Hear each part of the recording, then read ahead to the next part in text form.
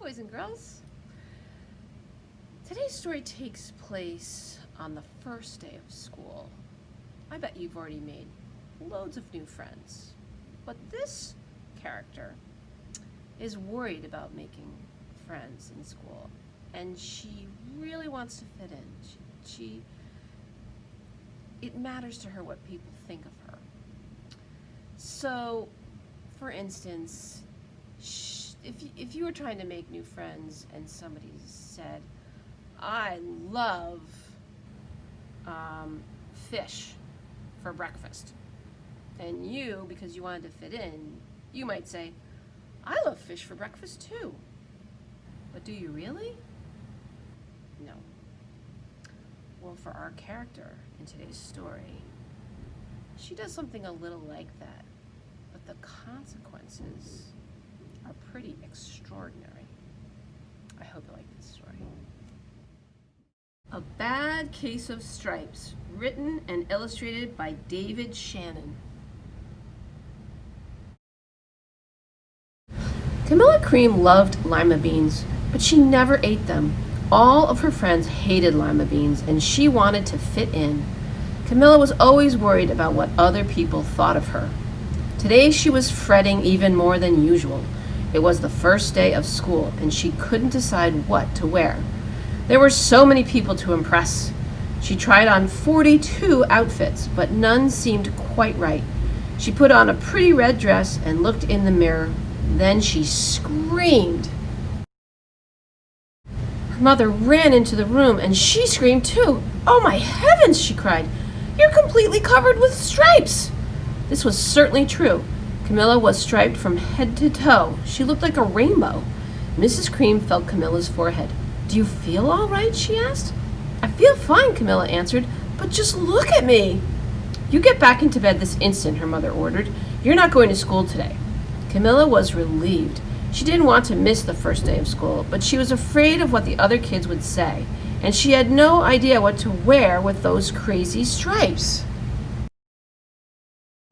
That afternoon, Dr. Bumble came to examine Camilla. Most extraordinary, he exclaimed. I've never seen anything like it. Are you having any coughing, sneezing, runny nose, aches, pains, chills, hot flashes, dizziness, drowsiness, shortness of breath, or uncontrollable twitching? No, Camilla told him. I feel fine. Well then, Dr. Bumble said, turning to Mrs. Cream, I don't see any reason why she shouldn't go to school tomorrow. Here's some ointment that should help clear up those stripes in a few days. If it doesn't, you know where to reach me. And off he went. The next day was a disaster. Everyone at school laughed at Camilla. They called her Camilla Crayon and Night of the Living Lollipop. She tried her best to act as if everything were normal, but when the class said the Pledge of Allegiance, her stripes turned red, white, and blue, and she broke out in stars. The other kids thought this was great. One yelled out, "Let's see some purple polka dots." Sure enough, Camilla turned all purple polka dotty. Someone else shouted, "Checkerboard!" and a pattern of squares covered her skin. Soon everyone was calling out different shapes and colors, and poor Camilla was changing faster than you can change channels on a TV. That night, Mr. Harms, the school principal, called. I'm sorry, Mrs. Cream, he said. I'm going to have to ask you to keep Camilla home from school. She's just too much of a distraction, and I've been getting calls from other parents. They're afraid those stripes may be contagious. Camilla was so embarrassed. She couldn't believe that 2 days ago, everyone liked her. Now, nobody wanted to be in the same room with her. Her father tried to make her feel better. Is there anything I can get you, sweetheart? He asked. No, thank you, sighed Camilla. What she really wanted was a nice plate of lima beans, but she had been laughed at enough for one day. Well, yes, I see, Dr. Bumble mumbled when Mr. Cream phoned the next day. I think I'd better bring in the specialists. We'll be right over. About an hour later, Dr. Bumble arrived with 4 people in long white coats. He introduced them to the Creams. This is Dr. Grop, Dr. Sponge, Dr. Cricket, and Dr. Young. Then the specialists went to work on Camilla. They squeezed and jabbed, tapped and tested. It was very uncomfortable. Well, it's not the mumps, said Dr. Grop. Or the measles, said Dr. Sponge. Definitely not chicken pox, put in Dr. Cricket. Or sunburn, said Dr. Young. Try these, said the specialists. They each handed her a bottle filled with different colored pills. Take one of each before bed, said Dr. Grop. Then they filed out the front door, followed by Dr. Bumble. That night, Camilla took her medicine. It was awful. When she woke up the next morning, she did feel different, but when she got dressed, her clothes didn't fit right. She looked in the mirror, and there, standing back at her, was a giant, multicolored pill with her face on it.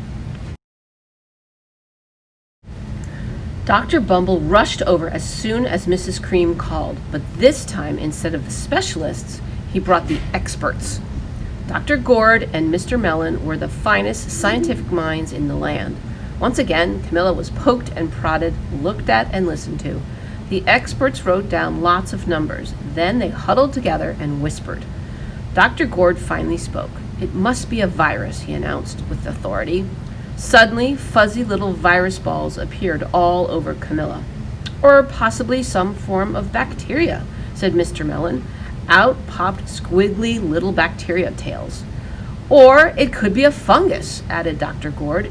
Instantly, Camilla was covered with different colored fungus blotches.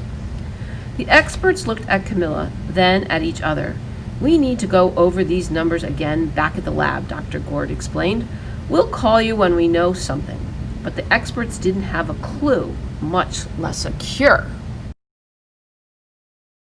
By now, the TV news had found out about Camilla. Reporters from every channel were outside her house, telling the story of the bizarre case of the incredible changing kid.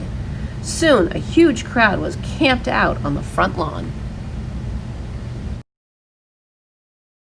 The Creams were swamped with all kinds of remedies from psychologists, allergists, herbalists, nutritionists, psychics, an old medicine man, a guru, and even a veterinarian.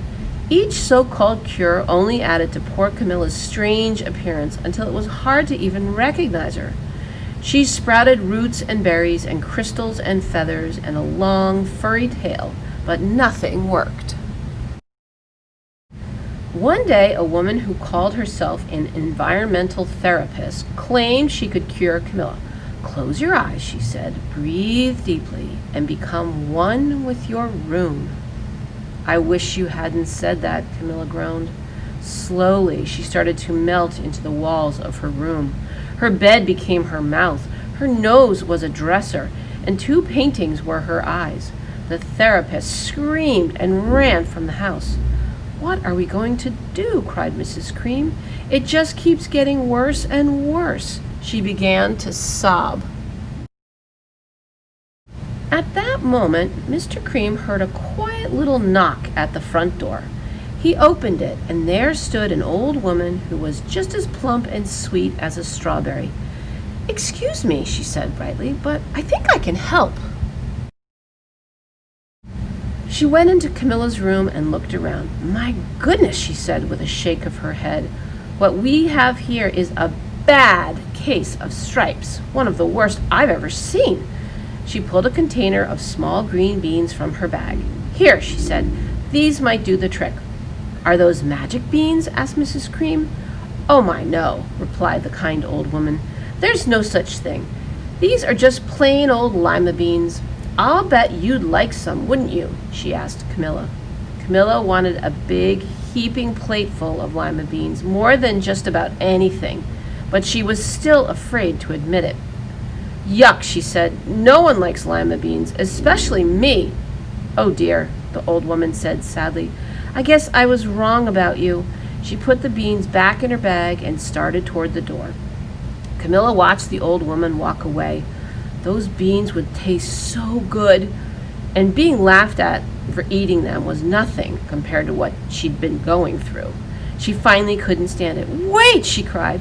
The truth is, I really love lima beans. I thought so, the old woman said with a smile.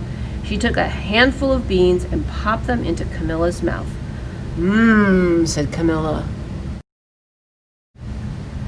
Suddenly, the branches, feathers, and squiggly tails began to disappear. Then the whole room swirled around. When it stopped, there stood Camilla, and everything was back to normal. "I'm cured!" she shouted. "Yes," said the old woman. "I knew the real you was in there somewhere." She patted Camilla on the head. Then she went outside and vanished into the crowd. Afterward, Camilla wasn't quite the same. Some of the kids at school said she was weird, but she didn't care a bit. She ate all the lima beans she wanted, and she never had even a touch of stripes again.